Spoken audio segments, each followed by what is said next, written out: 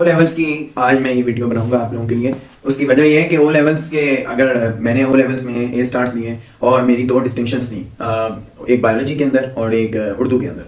तो ये मेरा फ़र्ज़ बनता है कि मैं जो बच्चे हैं उनको ओ लेवल्स का बताऊं कि ओ लेवल्स में अगर आपने ए स्टार्स लेने हैं और उसको आपने उसमें अच्छे नंबर लेने हैं, एज या ए स्टार्स लेने हैं या फिर डिस्टिंक्शन लेनी है, तो वो कैसे लेनी है।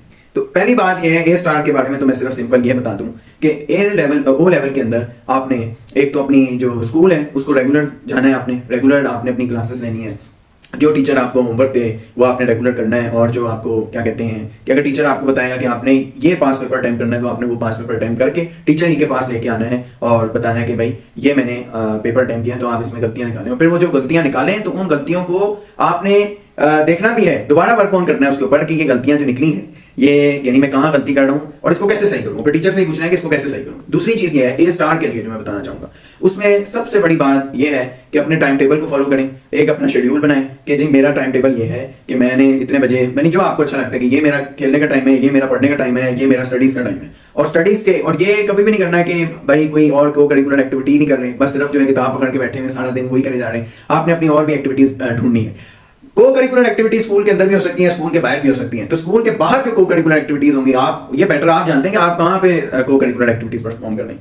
तो लेकिन आपने एक फ्री टाइम अपने लिए रखना है और ताकि आप स्टडीज भी करें और हेल्थ के भी यानी कि हेल्दी भी रहें और फिर स्टडीज भी अच्छी चलें। तो स्टडीज का भी तभी मजा आएगा जब आप स्टडीज के टाइम पे स्टडीज करेंगे और यानी कि जो खेलने का टाइम है उसमें आप खेलें, स्टडीज करना सोचें।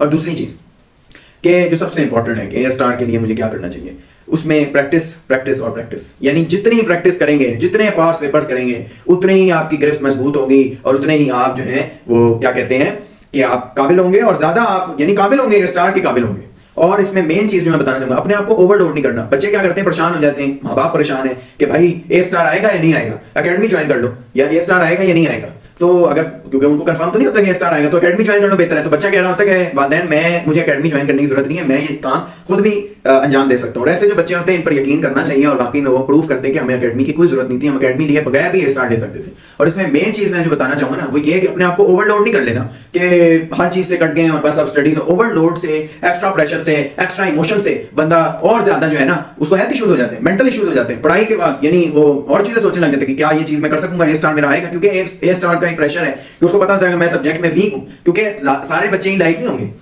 कुछ ऐसे बच्चे भी होंगे जो एक मिडल में लाई करते होंगे, फ्रॉम एक नीचे लेवल से और ऊपर फिर एक मिडल में।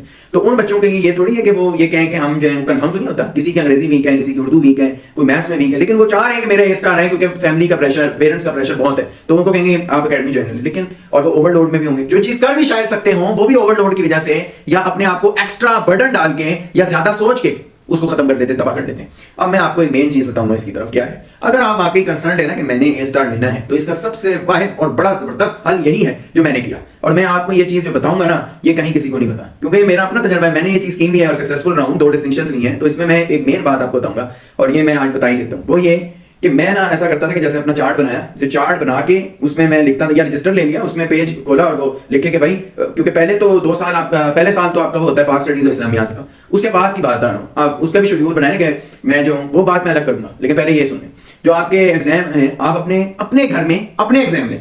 यानी पेपर से पहले एक हफ्ता पहले, यानी कि अगर मिड टर्म्स होते हैं उससे एक हफ्ता पहले बच्चे छुट्टी करते हैं, मॉक्स होते हैं तो उससे 2 हफ्ते पहले छुट्टी करते हैं, सीआई तक 1 महीना होता है। मॉक्स और सीआई में 1 महीने का गैप है और उसमें 1 महीना आपके पास सही जबरदस्त होता है। आप हर 3 दिन के लिए या 2 दिन के लिए, क्योंकि हर सब्जेक्ट के 3 पेपर होते हैं और मैथ्स के 2, अंग्रेजी के 2 और उर्दू के 2 और बाकी साइंसेस के 3 और बाकी जो इकोनॉमी, अकाउंटिंग और ये जो है इनके भी 3 है। इसी तरह बाकी जो बिजनेस और जो कहते हैं कंप्यूटर साइंस वगैरह की।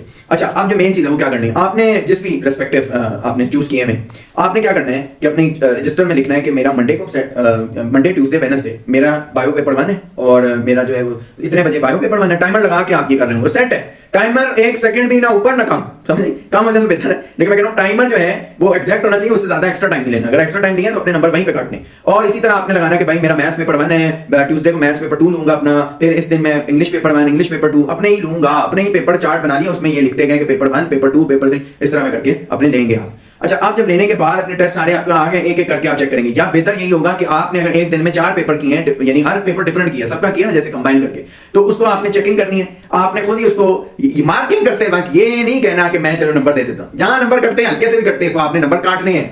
आप ये इंसान की एक अपनी फितरत होती है, वो कह रहा होगा कि मैं नंबर नहीं काटूं शायद अपने, ये बस मैं जाने देता हूं। तो आपने ये काम नहीं करना। आपने फौरन जो मार्किंग स्कीम में लिखा हुआ है ना कि यहाँ पे एक छोटी सी बात भी अगर मार्किंग स्कीम में लिखी हुई, यहाँ पे नंबर नहीं मिलने चाहिए, अगर ये चीज बच्चे ने नहीं लिखी हुई तो इसको नंबर नहीं मिलने चाहिए। आप कहते हैं कि नहीं ये चीज तो मिलती जुलती है, चलो मैं नंबर दे देता हूँ, लेकिन ये नहीं करना। जो एग्जैक्ट वहां लिखा है उसी को आपने कहना है कि नहीं अगर मैंने नहीं लिखा तो मैं क्रॉस करूंगा। तो ये मेन चीजें वो लिखी होती है वहां पे। अगर मार्किंग स्कीम को भी पढ़ना आना चाहिए बच्चे को, कि ये नहीं है कि मार्किंग स्कीम में आपने जो है वो अपने क्वेश्चन पेपर आपने किया है और एक तो प्रिंटर से निकाल के, कुछ बच्चों की आदत ये है कि कंप्यूटर ही के ऊपर जो है वो सॉल्विंग, यानी कंप्यूटर खुला होता है उसमें पेपर खोल लेंगे और पेपर, मैं ये बात आपको बता दूं कि मैंने कभी कंप्यूटर के ऊपर पेपर सॉल्व नहीं किया। मैं हमेशा उसको प्रिंट आउट निकालता था और पेपर ही के ऊपर सॉल्व भी करता था, पेपर ही के ऊपर चेक करता था, नंबर भी देता था, कंबाइन करके भी अपने आप का टोटल लगाता था और फिर ग्रेड थ्रेशोल्ड पे जाता था और देखता था कि क्या ये नंबर मेरे मुझे ए स्टार दिला रहे हैं या नहीं दिला रहे। उसी के 2012 के पेपर अगर पकड़ के बैठ गया तो 2012 का ही पेपर 1, पेपर 2 और फिर पेपर 3 जो प्रैक्टिकल अल्टरनेटिव टू प्रैक्टिकल, तो वही मैं जो हूं उसमें देखता था ग्रेड थ्रेशोल्ड से कंपेयर करके कि ये नंबर बनते हैं नहीं बनते। अब इसमें एक मेन चीज है, मार्किंग स्कीम जो है ना वो पढ़नी आनी चाहिए। उसमें जो पॉइंट्स दिए होते हैं, ऊपर जो दिए होते हैं, इसका क्या मतलब है,